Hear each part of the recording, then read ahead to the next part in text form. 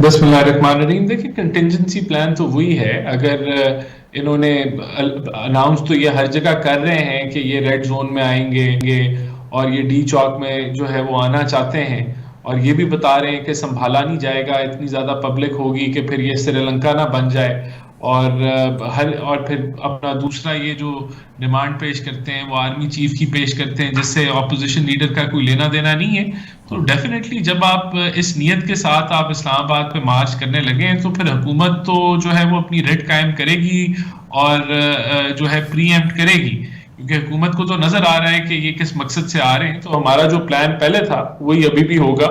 हम इनको जो है वो डी चौक में एंटर नहीं होने देंगे, और ये इनकी नीयत जो है वो इट इज एम्पली क्लियर। इनके जो रहनुमा है ये खुद 20 दफा जो है वो इस चीज की इंडिकेशन दे चुके हैं कि ये क्या करने आ रहे हैं। एहसान साहब, पैनिक का फैक्टर क्यों है गवर्नमेंट के रिस्पांस में? अगर आपको वाकई लगता है कि पब्लिक सपोर्ट उनके पास नहीं है, पिछला मार्च भी उनका फेल हो गया था, तो फिर पैनिक क्यों सामने आ रहा है इतना?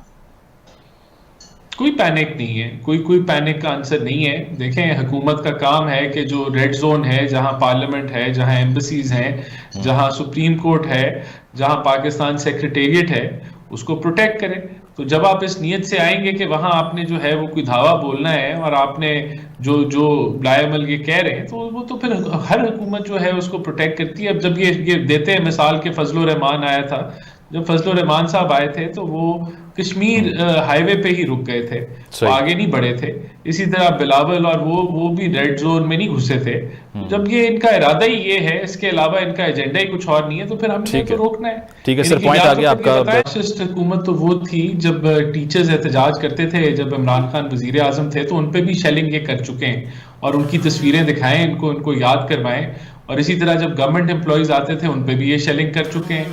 15 किलो हीरोइन डाल के इन्होंने राना सनाउल्लाह को अंदर कर दिया था। उसके अलावा खाकान अब्बासी, एहसन इकबाल, मिफ्ता इस्माइल, साद रफीक, सलमान रफीक, हमजा शहबाज, मरियम नवाज, हर बंदे को तो इसने पूरी लीडरशिप को अंदर कर दिया था। तो फैशिस्ट हुकूमत तो वो थी जिसने ऑपोजिशन को जो है वो एक एक को जो है वो ठिकाने लगा दिया था। अब इनको जो है वो इनके ऊपर जब केसेस निकले इनके, तो इनकी चीखें निकल रही हैं, ये बर्दाश्त नहीं कर सकते कुछ। दूसरा, तो जो गंदी जुबान इस्तेमाल करते हैं वो तो इमरान खान करते हैं, जिन्होंने जो पॉलिटिकल कल्चर है उसको तबाह कर दिया। उनकी तकरीर सुने, वो मजहबी कार्ड भी इस्तेमाल करते हैं, वो जो है धमकियां भी लगाते हैं, वो इंस्टीट्यूट्स को भी गालिम गलोच होते हैं। तो गन तो इन्होंने फैलाया हुआ है। दूसरा, इनका क्या बयानिया है? देखें, एक आदमी जिसने माशी तौर पे इस मुल्क को तबाह कर दिया, यहाँ 1400 अरब रुपए का गैस सेक्टर के अंदर जिसमें कोई सर्कुलर डेट नहीं था, वहां ये खसारा छोड़ के चले गए। 1100 अरब से पावर सेक्टर में 2500 अरब के ऊपर जो है वो सर्कुलर डेट छोड़ के चले गए।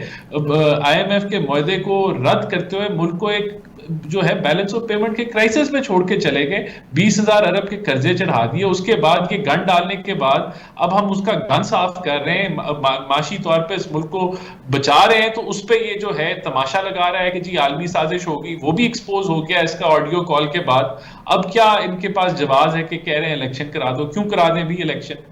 आपका दिल कर रहा है इसलिए इलेक्शन करा दें, या आपके झूठे बयानिए के ऊपर इलेक्शन करा दें, या आपको लगता है आप पॉपुलर हो गए? भाई, हम भी इलेक्शन जीतते थे, ज़िमनी इंतखाबात जितने हुए जब इमरान खान इक्तदार में थे, तो सारे हमने जीते ऑपोजिशन ने। तो क्या उस वक्त आपने इलेक्शन करा दिए थे? तो अभी क्यों इलेक्शन करा दें?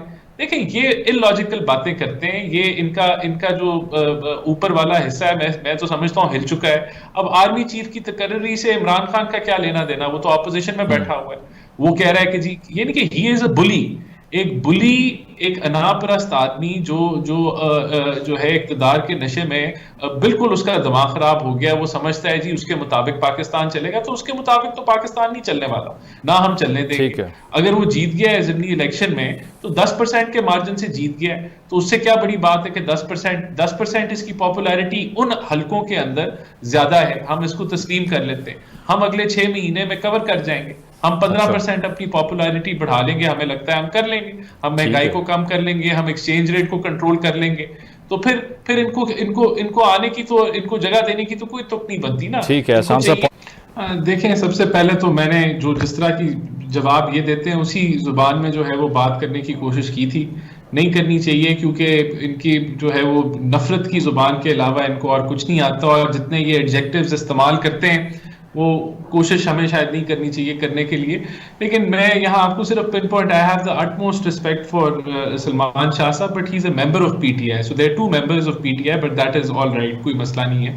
देखिए शाह साहब जो बात कर रहे थे, हम लोग अपना ये जो बॉन्ड दिसंबर में जो है वो रिटायर हो रहा है, उसको हम we will fully retire it, और कोई ऐसी बात नहीं है। पॉलिटिकल इंस्टेबिलिटी की वो बात कर रहे थे, तो पॉलिटिकल इंस्टेबिलिटी कौन ला रहा है? इमरान खान ला रहा है ना। क्यों ला रहा है, किस बेसिस पे? नो कॉन्फिडेंस मोशन तो जो था एक आईनी तरीका था, जो इन्होंने किया उसको इन्होंने आइन शिकन कहा, जब इन्होंने वो बेसिस बना के इनके डिप्टी स्पीकर ने उसको नो कॉन्फिडेंस को रद्द कर दिया। तो पॉलिटिकल इंस्टेबिलिटी क्यों कर रहे हैं इमरान खान? क्यों वो इस मुल्क के अंदर इसका पॉलिटिकल रिस्क जो है वो बढ़ा रहे हैं? ये तो उनको जवाब देना है कि वो पहले मीशत तबाह की, अब पॉलिटिकल इंस्टेबिलिटी वो जो है वो बढ़ा रहे हैं। तो हमें ट्रस्ट, ये जो बातें पूरी इन्होंने गिनवाई बिल्कुल बिल्कुल गलत है। हमने 2.3 बिलियन अभी जो है वो चाइनीज 3 कंसोर्शियम जो है बैंक से मिला, हमें जुलाई के अंदर मिला। फिर अभी आईएमएफ का मुआहदा हुआ है, अभी वर्ल्ड बैंक से इन्फ्लोज आ रहे हैं, अभी आपका सऊदी रोल ओवर हुआ है 3 बिलियन का। आज सऊदी की डेलीगेशन आई थी, उन्होंने 500 बिलियन की जो पेंडिंग उनकी इन्वेस्टमेंट्स थी वो कमिटमेंट्स उन्होंने कहा है कि वो विद इन दिस ईयर मुकम्मल करेंगे। बड़ा अच्छा रिलेशनशिप जा रहा है। ओवरऑल आपको एक दुनिया में पेजराई मिल रही है। तो ये देखें आप यहाँ नेशनल टीवी पे आके अगर आप गलत बयानी करेंगे तो उसका तो कोई जी आलिया